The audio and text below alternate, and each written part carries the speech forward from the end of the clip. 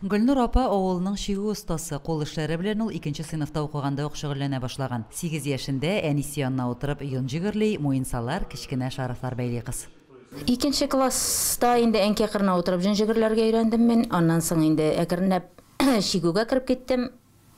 Шигулар инде минем күпчелеге югалганнары да бар. Булар инде соңына җиткән шигулар. Шул хаманда ул гадәтне ташлап булмый, хаманда эшлисе килә.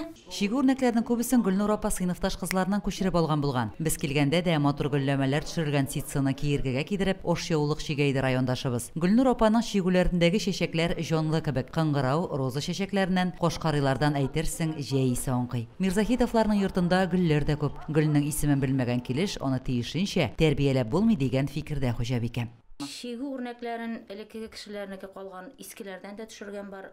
Мәктәптә укыган вакытта классташ кызлар ясап бирәдер чәчкәләрен, шуның өлгеләре хәзердә бар. Хаманда шул бер сүз, күңелең чиста булса, җаның тыныч булса, гөлләргә дә шул энергия күчә торгандыр инде. Мирзахитовларның йортыннан әйтеп бетергесез җылылык бөркелә. Тату гаиләдә ир белән хатын үзләре кебек тырыш балалар үстергән. Бер-берсен күз карашынан аңлап яшәүче парларга күзләр генә тимәсен. Лилия Шәймиева, Динар Нурытдинов, Мөслим телевидениесе.